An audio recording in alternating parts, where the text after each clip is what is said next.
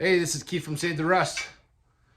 So I made that video yesterday of thinking about building like an adventure bike 45 to do some trail riding, kind of a dirt bike 45 is kind of what I was thinking. Just using all the junk I have, all parts, stuff I couldn't use on restoration or, you know, just junk. Let's put it that way. I want to use that old junk that I've had lying around that I didn't throw out because I don't know why. But anyway, so for the last day, it's been in my mind, how much fun it'd be to take this thing and, no headlight, no tail light, auxiliary hand shift, but hand shift, but auxiliary hand clutch. And then, kind of do some dirt biking with it. So I'm going to proceed with this. I'm going to start on this project. And the funny part was I started going through my motors. I'm like, okay, which one am I going to do? Which one am I going to use? And I forgot I even had it. I found another project that I had lying around that I totally forgot. Let me show you it.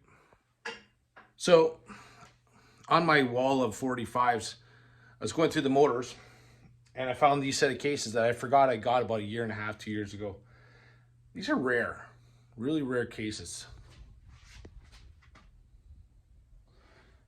52 WLA 1524. Doesn't really mean a lot to some people, but what that means is that's a 1952 WLA. So in 1952, they made 549 WLAs. And in general appearance, they look like a 42. But there are a little bit of changes and stuff, muffler, speedo. It's got the newer style frame. The new frame has a 3-bolt clutch mount. And it has the newer coil mounts, I believe. So I might use this frame for that. I totally forgot I was going to do this bike. Well, when I got it, that I was going to do it. But then I just forgot that I had this. That's a problem, I guess, eh? Good problem to have. So we got this set of cases. We got a frame that we can make it look like a 52. That's not a big deal. And then we got a few more parts I'll go through with you. Here's what a 52 WLA looks like. So I've got a brand new rebuilt set of flywheels, newel stock or rebuilt connecting rods. I have to go through those again. I believe these are newel stock barrels. 10 standard bore pistons. Newel stock valves and a bunch of other parts. So we got, a couple pieces to start. I also got enough for one WLA front wheel as far as brake hub and spokes and all the odds and ends. There's a bunch of rocker studs in here. And these are the smaller diameter WLA ones as opposed to WLC. So we got a couple pieces. And then when I was looking at this military fender that I had found yesterday when we were looking for the adventure bike 45, I saw this and I looked at it, didn't realize, I believe this is in WLA because this would be where the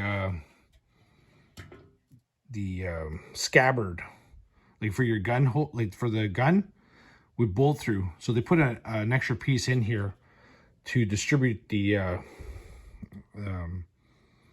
not the weight, but just the mounting brackets so that it wouldn't rip the fender. So that's just a quick observation. because it's not WLC. So I'm going to say it's WLA. So it has been cut short. And you know, this is not a quick project. So, like I said, it was cut short. So that means that you never know. We could come across a part of a bad fender that we can cut up and then splice the two together. So where I'm going with this is I've been going through all the parts this morning. I got some good stuff, some junky stuff. So what I'm going to do is I'm going to actually split the parts up right away. I'm going to start putting the parts together for the 52 WLA. So I'm not using them on the adventure bike 45. So what started off yesterday was like an idea in my head about building a, you know, an adventure bike 45 has now turned into, remembering I wanted to do a 52 WLA over time. This is no rush. Parts will come to me, things will happen over time. And again, I also got a front end for this I'm building right now. So we got a front end, we got the engine cases, we got transmissions and that we can put together. We got a front brake, we got enough for a front wheel.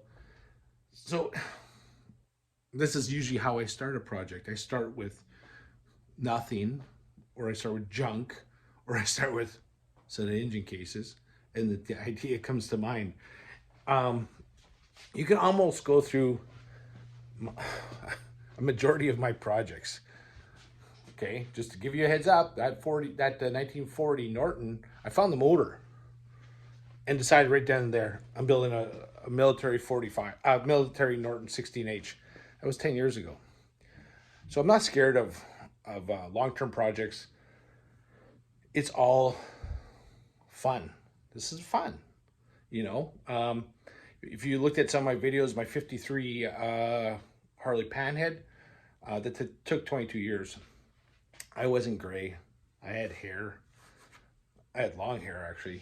And I started off with a really bad frame, really bad set of engine cases, and found everything, including the Harley sidecar, all local. So I'm not scared of putting together projects and actually seeing the outcome. That's the ticket, is I will see a project through. I'm stubborn, extremely stubborn, especially if you tell me I can't do it. That's when I get even more stubborn. I like proving people wrong. I've been proving people wrong for a long time. People laugh at me because of stuff like the Flanders. Oh, you can do with that, blah, blah, blah, blah, blah, blah. Guess what? Things come along, get things done. Anyway, let's get back to the 45. So yeah, here we are. We're gonna start putting together two different set projects. One for a military 1952 WLA and the adventure bike 45. Let's look at some of the parts I found. So we're gonna have enough kickstands for both projects.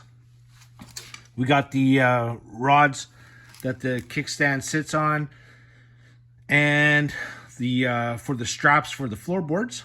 We got, this is a 41 to 46 rocker clutch for a 45, so we'll use that probably on the adventure bike.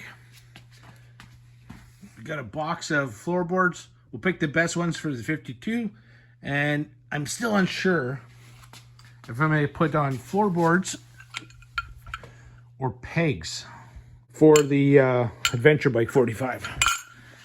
We got a bunch of oil lines and stuff. We'll see if we even use them. We got a couple of primary covers. Both are aftermarket. Both are ugly. Both need to be sandblasted and then, you know, cleaned up. But one of those we'll put on the adventure bike. We got, we're we're gonna see. I'm gonna use that on the adventure bike. This back brake setup, whichever drum I decide to use. Over time, we'll find a better one for that 52 WLA. The straps, we'll go through the straps and see which ones we're gonna use. Some of them are ugly. This came with that 1940 WLDR, so it's been raced. This is kind of a neat piece, so I like it. I might just keep it the way it is. And a few more parts that, brake pedals. So when I say I'm going to use junk, I'm going to use stuff like this. This CT, one thing good is the back piece. But over the years, I've saved a couple other pieces. That's a military one, so we'll keep that. But there should be another one around here somewhere that we can use if we decide to go with the Pogo, which I'm still on the fence about. So here are the top triple tree on the Springer that we're going to use. These were actually cut down handlebars that the people made into, to use the dog bones, but we're not going to use those kind of bars. We want something a little bit taller. So at least we got that to work with. So here's the other option of a frame. This is a 1940, 38 to 42 frame. But yeah, someone cut the neck, re-welded it, and it wasn't a great job. It's actually on this side, it's kind of like bubbled out. It's hard to really see that, but it's ugly. And it's rigged, I think, about 3 degrees, if memory serves me correctly. I had measured this frame versus a stock frame, and I think it was 3 degrees more. So this is a better choice because it's ugly, but it's because it's not fit for restoration. I just don't know if the 3 degree extra kick out is going to be beneficial or not. In the comments, let me know what you think. Do I use this frame, which is not good for restoration, but good for like the adventure bike 45, or the other frame that we're working on? You let me know. I'm steering towards this because it's unusable as far as restoration, and I don't know what's been done here. So the rest of the frame is pretty good. I mean, it needs to go on the frame table. It needs to be straightened. It is bent right now. So I'm leaning towards this one just because it's good for something like that, I guess. Here's one frame we're thinking about using for the adventure bike 45. But there's been a lot of work done on it. There's been a whole bunch of grinding and welding here. You can see some really horrible welds here, horrible welds there, lots of grinding all along. The neck is fine. You can see that this whole section here was re-welded, and there's a bunch of stuff that's gone on. Not exactly sure what. When I got it, it was all covered in Bondo. So we're gonna just clean it up, kind of figure out what's there and possibly what's gone on. You can tell this has been replaced, this tube. There's no top motor mount that should go around here and come down here. So yeah, we're gonna just kind of clean it up and then kind of see what's all there and see what we can do with this. So grinding away, was able to smoothen out a lot here, clean up this a bit, clean up this a bit. You're gonna have to re-weld that little spot here so it blends in nicer, and then we'll have to do a whole bunch of shaping here to just make it look better. I mean, you're not gonna see any of it because the gas tank comes here, all in here. So it covers all this. But around here, we'll have to reshape this. Not sure what's going on the C-post tube. There's been some welding here. So really hard to tell kind of exactly what happened here. Did it,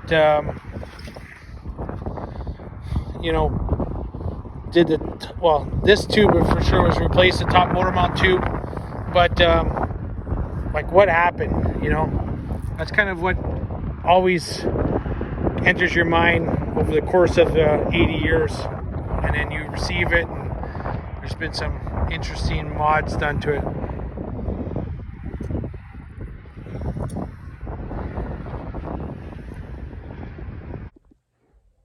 So I'm going to leave you off with that. So yeah, we're not just starting one project, we're starting 2 projects. We're going to work on the adventure bike, and we're going to, put the parts away for the 52 WLA. So are we working on 2? Not really, but we're going to figure out which parts go where today. I'm excited. I like this. And I totally forgot about the 52 WLA.